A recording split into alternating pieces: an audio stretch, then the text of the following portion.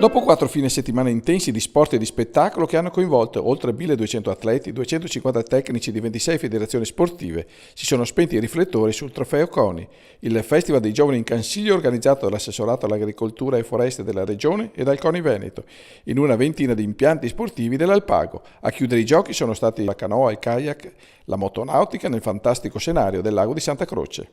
Pronti per scorazzare nel lago? Assolutamente sì.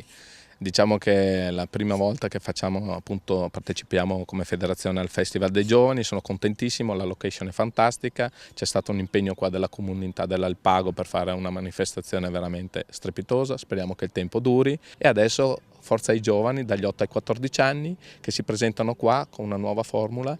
La formula dei gommoni dagli 8 agli 11 corrono con un 8 cavalli, invece dai 12 ai 14 corrono con 15 cavalli, con gli istruttori federali ed è una maniera per avvicinare i giovani al nostro meraviglioso sport. Speriamo che sia solo la prima tappa di un grande bel campionato. Questo è un momento fantastico per noi perché riusciamo a fare promozione, siamo abituati a fare competizione, in questo caso utilizziamo sia il Dragon Boat che tutte le discipline della canoa, il kayak e persino il SUP. La cornice è unica, ci permette anche di esprimerci e di gemellare con altre discipline. Raccontavo prima al presidente Bardelle come durante un ultimo incontro con il responsabile della motonautica ragionavamo come poter creare sinergia e qui siamo riusciti e se ne siamo ben contenti. Quanto mai spettacolare e suggestiva è stata la prova di orienteering allestita adiacente agli impianti del golf tra il Verde dei Boschi e del Piano del Cansiglio ad una settimana dai mondiali in programma tra Asiago e Lavorone, dove sono convenuti i campioni più accreditati tra gli 800 partecipanti di questa piacevole disciplina che accomuna sempre più i giovani delle scuole e che ha visto l'affermazione di 2 mini atleti, Davide e Daniele, immortalati con Edoardo Tona, componente dell'organizzazione di orienteering in Cansiglio. Abbiamo quasi 800 partecipanti qui in Cansiglio, questa splendida location, area picnic Archeton qui sulla piana del Cansiglio, tanti ragazzi, tanti giovani che sono venuti a divertirsi con mappa e bussola, questo modo nuovo di divertirsi correndo, ma non solo correndo, anche leggere la mappa in bosco, quindi capire il terreno. Siamo molto soddisfatti di come sta andando questa manifestazione.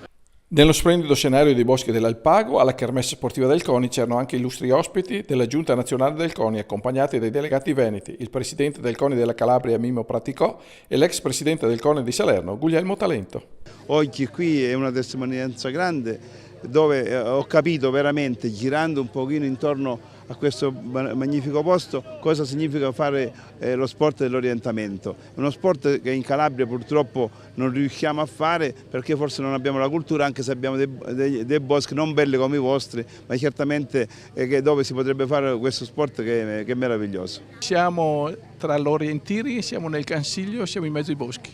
Siamo in una realtà bellissima, per me che sono uomo del sud è uno spettacolo straordinario di bellezza, di partecipazione, ma principalmente vedo una grande valorizzazione della vostra natura, delle vostre bellezze naturali. Era un momento di cultura che mi mancava, posso dire con grande realtà. Poi vedo tanti giovani, tanto entusiasmo, vedo tanta semplicità partecipativa. Questo è lo sport bello, è lo sport che a me piace e che penso che piace anche al presidente Malagò, che so che è fortemente impegnato affinché si continui a valorizzare come momento educativo, specialmente per i giovani, questa disciplina.